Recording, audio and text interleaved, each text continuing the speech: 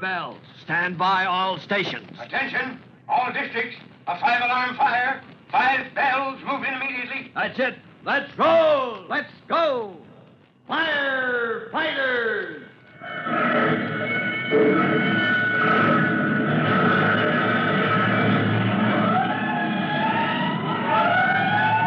Presenting Firefighters, the true-to-life story of our unsung heroes who stand ready to ride by day or night against our most murderous enemy, the demon of fire.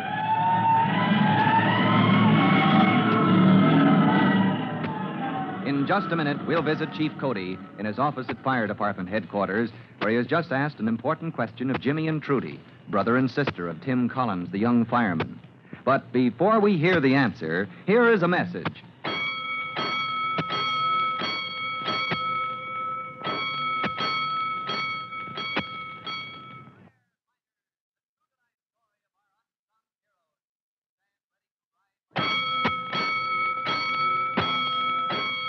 Let's go, firefighters.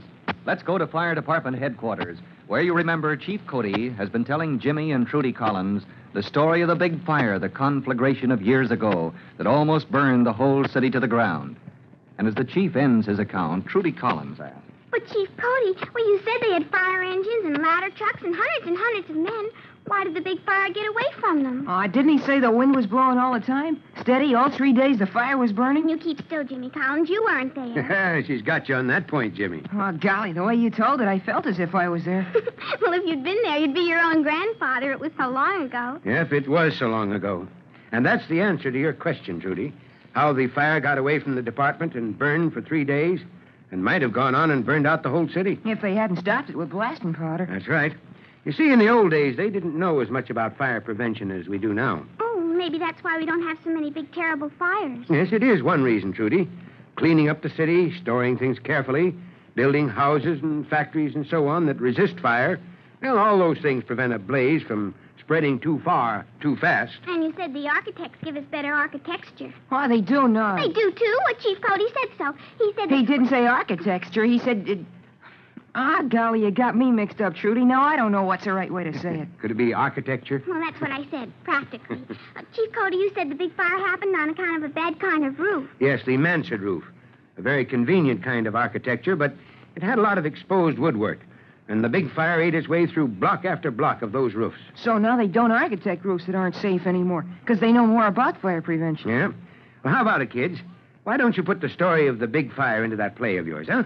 The fire prevention play that you're going to give at Northside School. Hey, Trudy, that's an idea. Oh, Jimmy, do you think we could? We can ask Miss Grabble, can't we? There's no harm in asking, is there? Oh, thanks, Chief Cody. You always give us brand new ideas. Thanks a lot, Chief. And thanks for the story, too, about the big fire. You're welcome, kids. Now run along home and get to work on that play.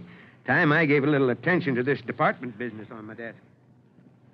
As Jimmy and Trudy hasten homeward, full of plans for rewriting the fire prevention play, their firefighters' brigade is to present an assembly at Northside School, Chief Cody digs into the pile of reports, applications, and correspondence on his desk, losing himself in his work until... Yes, Glover, what is it? Private Collins? What's he doing here at this time of day? Says I sent for him? All right, Glover, send him in. Great blistering blazes. What did I want to see Hooksy Collins about? Private Collins reporting, sir. Tighten that knot in your tie, Private. Oh, yes, sir. Yeah, that's better. What's that on the sleeve of your jacket? Where, sir? That thread. Looks all of 6 inches long. Pick it off. Yes, sir. Don't ever forget the details, Collins. A good fireman keeps himself smart, inside and out. That's important. Yes, sir. Don't neglect your uniform. No, sir. Yeah, well then... Sir? I didn't say anything, Collins. Don't keep interrupting. No, sir. Well then... Collins, I hope you know why you're here in my office. Well, yes, sir. You sent for me, Chief Cody. Oh, I did. Yeah. And naturally, you know why I sent for you. Well, no, sir, I don't. Oh, you don't, do you? Well, no, sir, but may I ask a question, sir? Well, you may. Now, don't get mad now, Chief, but do you know why you sent for me, sir? Private Collins, that's... You young whippersnapper, you caught the old man off guard. I hope you knew what I wanted, and maybe I could worm it out of you. Oh, don't let it bother you, Chief. None of the boys can figure out how you keep track of everything as much as you do. I'm getting old, Collins. It's working 48 hours a day, slowing me down. I'm losing my memory. No, not you, Chief. Well, this time I'll have to ask Glover what I... Your clerk, Chief? Yeah. Well, Glover said when I was coming in he has the reports from promotional school when you want them. That's it. That's what I wanted to see you about, Collins. Your record at promotional school. Oh, I had the usual notice through the mail, sir. Yes, the notice that you completed the course to the satisfaction of your instructors. Yes, sir. But your actual rating, Collins, your rank in the class you train with, that's what decides how soon you're eligible for promotion. Oh, yes, sir, but they don't tell us how we made out, Chief. No, that's confidential. But I can tell you this much. You finished among the first 3, Collins. Oh, good grief. Yes, sir, a mighty fine score, boy. And I tell you this because I've got a problem on my hands. Now, 2 of your group, you 3 who finished at the top of the list, are going to be promoted. Oh, then the problem is which 2 of us 3 jumped from private to lieutenant? That's it, Collins. We have 2 openings for new officers. Yes, sir. Well, whatever you decide, Chief, I know we'll all be satisfied, even though I don't know who the other 2 men are. They're good men, both of them. It's a tough choice, Collins. You see, we need officers for one of the ladder companies and for an engine company, too. And, well, any of you 3 would fill the bill exactly for either post. Oh, Chief Cody, Yes, well, Collins? Chief, a long time ago, when I first got my appointment to the department... Not so long ago, boy, when you're as old as I am. I can remember when your own dad got his appointment, and, well, to me, it's just like yesterday. Oh, I was thinking about my father, sir. When I got my appointment, you gave me a choice. Do you remember, Chief? Yes, you said you wanted as much firefighting experience as you could get, all through the department. Yes, sir. Wanted to follow in your dad's footsteps. Yes, sir. And since then, I've served with old 3-1s, the ladder company Dad started in. I've served with Engine 209. Yeah, I think I see what you're getting at. Yes, sir. Chief, I worked hard at promotional school, but... Well, I'm glad I'm eligible for one of those lieutenancies, but... But maybe you'd rather have a transfer instead. Could I, Chief? To what division, Collins? Oh, well, I don't know yet, sir. Good grief, this came so fast. I just haven't thought. Well, go home and think it over then. Yes, sir. I'd like to talk it over with Mom. A good idea, Collins.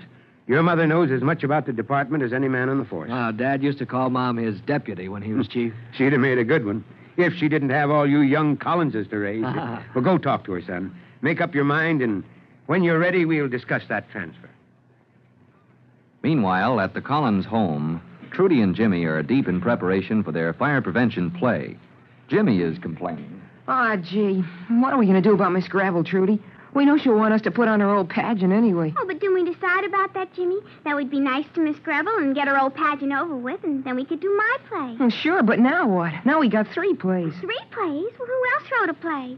You never told me that. No, I mean, now we got Miss Gravel's pageant, and we got the play about firemen you wrote yourself.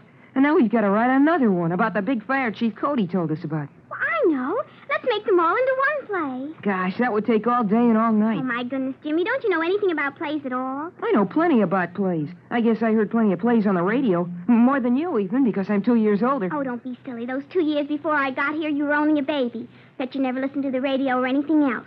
So you haven't either heard more plays than me. And if you knew anything at all, you'd know how they do. They say, meanwhile, and then they tell you what's happening somewhere else. Oh, I get it. Say, supposing we're acting out your fireman's play, the announcer says something like, meanwhile, the spirit of fire prevention is over somewhere else defending our citizens, and all the other stuff, just like Miss Gravel wrote it out, Well, that's right, Jimmy. Maybe while we're acting out my play, the announcer says, meanwhile, outside the big fire is raging and ravaging and eating up everything with its octopus tongue. And What kind of a tongue is that? the big fire has 8 tongues, like an octopus.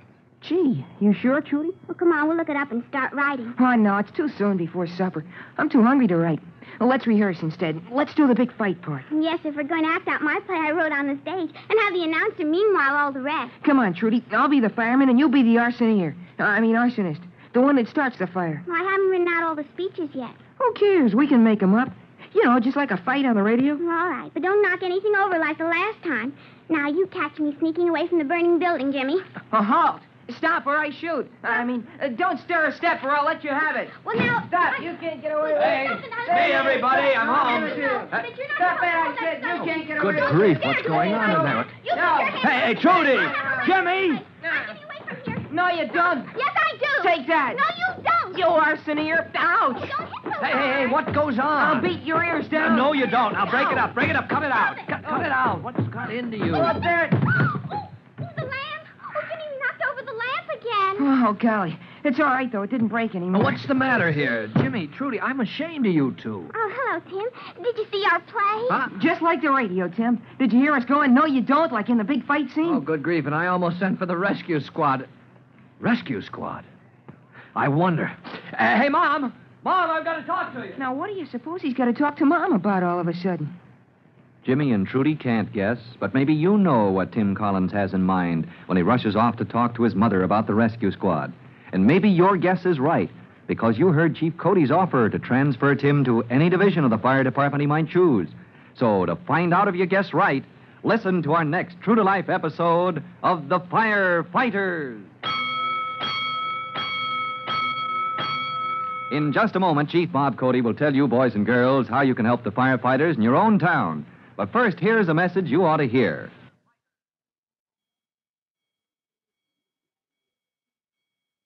And now, Chief Bob Cody with a special notice for the Firefighters Brigade. Chief Cody. Hello, boys and girls. This is Chief Cody with another word about those handy little fire extinguishers. One of the most common is the little carbon tetrachloride extinguisher. And best of all, this vaporizing liquid extinguisher can be used on any kind of fire. Now, that's worth remembering for home protection. So long for now. Fire Chief Cody and the young rookie fireman Tim Collins will be back on the same station the next time you hear... That's it. Let's go!